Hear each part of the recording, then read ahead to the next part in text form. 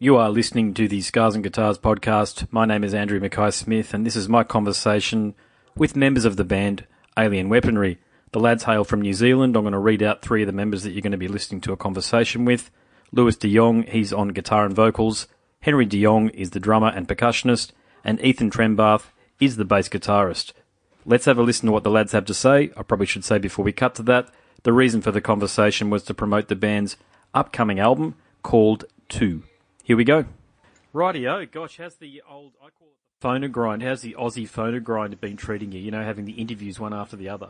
Oh, mate, yeah. it's amazing. Never done this many interviews in such a short amount of time. First couple are a bit rusty, and then you get into the flow of it, you know? Oh, gotcha. Now, I'm from Queensland, lads, so have we been giving you... Well, we can't give you any stick about the rugby because you buggers bloody beat us every year. So, has anybody brought that up Don't yet? talk to us about rugby. We don't follow it at all. Okay, right. I'll keep that one off limits then. All good. All good. Well, So we're against it. No, we're not against it. It's just we don't really watch sport. okay. Look, I can understand that. You know, it's one of those things. Look, I'm Just a bunch of 39. Creatives that don't understand it. Look, I totally understand these things, but you must have at least grown up playing a little bit of it. I know I did. Oh, yeah, hell yeah. Oh, I've played, yeah, a little bit. A little bit. I was more into football. Auckland I'm- Central School, man. That was like every lunchtime. I was kind of Yep. low-key into basketball for a bit. Oh, wicked. Yeah, same here, actually. Rugby and basketball were my two things at school as well. Cricket, but then cricket got very boring very quickly, being out there in the middle of a field And field. like, I'm more into like the individual sports, like surfing and skating and stuff, yeah. Oh, wicked. Okay. All right. So are you guys on tour at the moment? No, we are currently practicing songwriting and just getting ready for Songwriting mostly. Yeah, our because tours we got a bit of a break now, and like, you know, we haven't done songwriting in a long time, and like, it just feels right for us to be getting back into it, you know. It does. Well, look, you know, I'll kick things off from the interviews perspective. I really want to congratulate you fellas first up because what you're writing is tremendously catchy, groove-oriented thrash that reminds me so much of early prong and early 90s Celtic Frost. Now, if you know me, that's as big a compliment that I can offer a band as far as I'm concerned. So, lads, what was the inspiration for starting the band? Me and Henry have grown up in a really musical household, and we've always been encouraged to express ourselves through art and music. And I feel like, you know, as me and Henry were jamming as kids, we just kind of, you know, just built it from there. And in 2010, I think. 2010, Yeah, we recorded a horrible video in our lounge of us just, you know, mucking around and jamming, and Yep. that's kind of when it started with the name Alien Weaponry. And Okay. yeah, we moved up to Waipu about 5 years ago. About 6 years ago, we moved up to Waipu, and that's where we found Ethan. It's a funny story how we met Ethan actually. We actually met him at a circus school. Right. Yeah. riding unicycles and stuff. Yeah. Yeah, Well, cool. I first met Lewis at primary school, and then I got to know him further at the local circus school. It was called Circle Circus. Awesome. I Okay. got sent with Henry there, and one day my mum couldn't pick me up after a circus gig, and so I went home along with a bunch of other mates to Lewis's place, Yep. and Lewis and Henry were in the band room just jamming along, and Neil was kind of passing around the bass, and just to the other kids, and I was the only kid there that could reach the end of the bass, so kind of by default, Okay. We abducted him and forced him to be in the band. yeah, pretty much. We're like, you're not leaving this house until you join the band. He's like, all right. Band Yeah. practice on Tuesday. Yeah. So, yeah. That's Yeah. one way of doing it. Believe me, I've been in plenty of bands man. myself, and you have so much trouble getting people to bloody actually attend rehearsals, don't Yeah. you? So, Well, Ethan's mum has been really good with that because for the past 5.5 years, she's taken Partying him up to and down. pretty much every band practice. So, and Ethan's Okay. just got his learner's license, so he'll be taking himself soon. I actually didn't realise the age of you guys, and it's not really that important anyway, given the maturity and the music you're producing. But is that something that gets brought up quite a bit? The fact that you are quite young. Yeah, I mean, like, it's funny. We've had a couple of questions about our age and like whether we cop shit for it. And like my answer to that would be like, like we used to, but kind of since everything has happened like this year with all the festivals and stuff in Europe and kind of just everything that's happening and how well everything's going, I think a lot of the people that were giving us shit for being so young and kind of, thinking that maybe, we weren't that great or whatever have kind of shut up. And like, to be fair, like, the times that we do get shit for our age, you always have to think that, like, if that's the only thing that they can think of to criticize you about, you're getting off pretty lightly, eh? So, well, I'll tell you one bit of praise that you guys did receive, which I think was phenomenal, and this was from TV1 Breakfast music correspondent Sarah Gandy. I don't know whether you've seen it, but she said these guys, as in you guys, could be bigger than Lord in terms of New Zealand's musical exports. So in that one, you've got to feel good when you get praise like that. Yeah, that was pretty cool. We hope. Yeah, cross our fingers and hope. Well, I think it's wonderful. And practice a lot and write good music. Stick to it. Well, stick true to what you want to do. Yeah. Well, look, I think it's very important that people focus on the music. It's important with anybody they do that, but I think it's particularly important with you lads that happens because the music is top shelf. I'm not just saying that because I'm having a chat to you. You're mining a stored of music that I don't think is being mined. There's Five Finger Death Punch and there are a few other bands, but I tell you something, we're moving into a very unique phase where bands like, I don't know whether it be Metallica, but I tell you something, Judas Priest are about to shuffle off into retirement. There's a lot of other bigger bands when that's going to happen. And there's going to be all of these opening slots, or not opening slots, they're going to be headlining slots and mid-tier slots in US and European festivals. And I see you guys doing a lot of that before you graduate into headliner status, like what Korn just did at Download in Melbourne recently. So is that something that you envisage yourselves doing eventually? Oh, yeah. Definitely. I mean, once we've got our goal of playing at Wacken out of the way, I think our next goal is actually headlining festivals like Wacken, Yeah. Well, you certainly got the album to do it here, and you're talking about writing again, so is the stuff that you're writing, is that in a similar vein to the stuff that's on 2? Me and Ethan have actually started working on a concept today, and actually don't know exactly how similar or different it's going to be. It's kind of something that you look at and compare, like, after you've done it, eh? Yes, I get it, yeah. And I mean, it all just kind of happens as it comes. Like, with our songwriting, we do it all just jamming. So we get all our ideas having a jam. I feel like a lot of stuff has happened between when we've written the last album and started writing the new ones. Well, songs for like another album.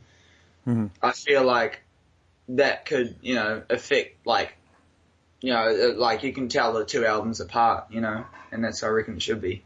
So the Maori language, and forgive me here, lads, if I've said it the wrong way, but is it the language that you're using? What's the correct or appropriate term to be using for it? You can call it Māori, you can call it Te Reo Māori. You can just call it Te Reo. Yeah. Okay. So you're getting a lot of questions about that we in Australia are pretty familiar with it because especially here in Queensland there's a hell of a lot of Kiwis here. And my bridesmaid at my wife and I's wedding was a Maori lass. So we're very familiar with it, but a lot of people in Europe and the States aren't. So you're getting a lot of questions about it? Right, yeah. Well, I mean, it's... I think, for me, I don't get terribly offended when someone just straight up doesn't know how to say things or pronounce correctly, but as long as they're trying and they're open, like, to actually, just listening to someone who does know, and, when they say, oh, it's Māori or it's Te Reo Māori, they're gonna go, yeah, okay, cool. Can you say that again so I can remember it, Sure. Like, yep. And I feel like, spreading Māori, not just in New Zealand, but also the rest of the world, is actually quite beneficial, I reckon, because, it'll help out with that quite a lot. Because I think there's a lot of people who don't actually mind the idea of learning a language and speaking it. It's just that I feel like quite a lot of New Zealanders feel uncomfortable with speaking Māori because they feel like they would be disrespecting it somehow, but Sure, yep. it's kind of more disrespectful not to be speaking it because then the language dies out. Yeah. It's kind of a bit of a problem here. Even though it's one of New Zealand's 3 official languages, it's not a compulsory language to learn at school. Pretty much no one knows how to speak Māori, so it's really hard to come by someone who you can actually have a conversation. Okay, yeah. Māori. So you guys obviously spoke at home from a very young age. Yeah, well, I mean, me and Lewis started off our schooling at Kura Kaupapa Māori, which is pretty much, Māori school. And we went there, well, I went there for, I think it was about 3 or 4 years before I moved school. But, we grew up speaking it and, with the band and everything, we've kind of got back into it. There was a bit of a time where we ourselves lost it just because of the fact that it is so rarely spoken here. And also, there's no reason given to speak it, so it is a hard thing to keep up for a lot of Māori and Māori speakers here. And also, one thing I'd like to address is that a lot of New Zealanders seem to think that, I'm not going to learn Māori because I'm not Māori and why would I do that? You don't have to be Māori to learn how to speak Te Reo Māori. And I don't think it's disrespectful, if you approach it in the right way, Absolutely. Yeah, I understand exactly what you're saying. The opposite, Yeah, it's that respect for the culture and for the history and for the indigenous population. Stigma around it kind of goes away, then it'll be much easier for people to, open up to it. Well, I think that's why it's so wonderful what you lads are doing with it, because you're breaking down barriers. That's exactly what you're doing, and you're really the first band, certainly that I'm aware of, to be doing it in a heavy metal scenario. Yeah, well, I mean, we're also the first band that we've heard of. Yeah, I was going to say that. I think you might be the first band around, because I did plenty of Googling trying to find another band, but I couldn't find another band that was singing in the language, yeah. Yeah, so did we. I mean, it's a question we get asked a lot is, you guys seem to be the first metal band to sing in Māori. Why is that? Why has no one else done it before you? And, we don't really know. I was going to say, how can you answer that?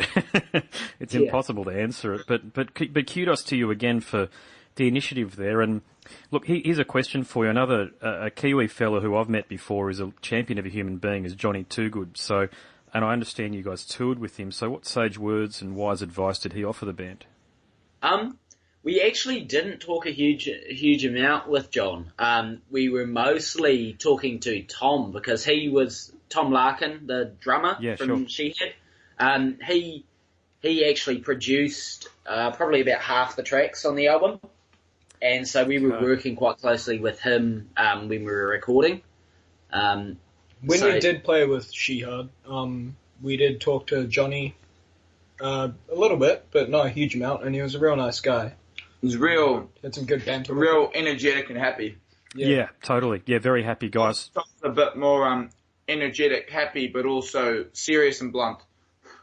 Yeah, I suppose being in the music biz for 25 or 30 odd years, God, he's been doing it for a long time, sort of forces you to take that perspective sometimes, doesn't it?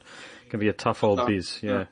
So the other thing was, one of the interesting things about you guys is you signed to Napalm Records. Now, I thought they were on a bit of a pathway. They were signing a lot of legacy acts such as Devil Driver and Alter Bridge. So how was the conversation initiated between the label and yourselves? It was actually done through our German management. So Dust Machine kind of sorted that out and we got involved in it and we kind of started talking and then pretty much Napalm said, hey, they're interested in getting us on as a act of theirs, and kind of everything went from there, and it just kind of happened. Yeah, but we're super stoked to be on Napalm because they've got a lot of thrash metal acts and they know what they're doing, and they can really open up a huge amount of opportunity for us over in Europe. So are there any bands that tour Europe fairly regularly that you're looking at maybe doing a bit of a partnership with and going on a tour with? Well, we kind of we're already organising a few. We've got a few things in the loop, but that's all kind of top Hush, secret. hush. Yeah, It's gotcha. not It's tough at the confirmed, moment. and it's not announced. So definitely just keep up to date with our Facebook and stuff, and Yeah, we'll do, lads. Yeah. you should get the information from there. But I mean, if there was a band that like a dream band that we could tour with, for me it would most definitely be Lamb of God. For me as well. well. Well, guys, from what I've seen of the vids on YouTube, they might have some trouble going on after you guys. Don't get me wrong, but geez, you guys are putting in a massive show. I don't think they would have any trouble, mate. Yeah, They're Lamb of God. They're Gotta Lamb be of careful motherfucking not God to, from Richmond, motherfucking Virginia. not to motherfucking scare them because we seem like stalkers. Aha, rightio. Well, here's a band, and it's very left field, and you might know the band, but they're called Deaf Heaven. Now, I'm a big fan of when bands who have virtually nothing in common with each other, but can be broadly held under the banner of heavy metal, tour. I would love to see yourselves and Deaf Heaven do something together. That would be the show of the year if that could ever be organised. Yeah. I mean, I have to come out and say this. I haven't actually heard them or heard of them, but I'll definitely check them out. Check them out. They're nothing like you guys, but I reckon that it'd be, DEAFHEAVEN, all one word. Have you heard of a band called 12 Foot Ninja? Yes, so they're a Kiwi band, yeah. Kiwi? Or they're New Zealand. Aussies. Oh, Aussies. 12 Foot Ninja. What was the one from, was it 8 Foot Sativa was from New Zealand? 8 Foot Sativa. That's New it. Zealand. Yeah. And 12 Foot Ninja. They're actually playing in New Zealand this weekend. We're going to see that show, yeah. Oh, rock and roll. There you go. Yeah, and look, lads, final question, because I've got to wrap it up because time, unfortunately, is drawing to a close. These interviews always go far too quickly, but when can we see you guys over here? I know you only came over here, it was a few months back, wasn't it? But I think you're over here for playing at the Jubilee here in Brisbane on a festival, but is that for a big tour, or is that just for Sado yes, Desire? going to be doing a couple of shows over in Aussie, beginning of July, one of which is Dead of Winter. Yeah. July 7th. We're also going to be playing in Melbourne and Sydney. Well, it'd be nice to try to catch up with you guys there. I'm from Brisbane, as I say, Queensland, Brisbane, and I'll be going to that show. So if I see you lads there, I'll shout out and I'll say, hey, remember our chat. Awesome. Cool. Thanks. I'll have to see you there, man. Absolutely. Thank you very much for the conversation, guys. Appreciate it. Thank you. Cool. Thanks. Good interview, man. Oh, thank you very much, brother. Okay, cheers. See you, Andrew. My name's Andrew Mackay-Smith, and you are listening to the Scars and Guitars podcast. That was my conversation with the members of the band from New Zealand called Alien Weaponry. Thank you so much for listening.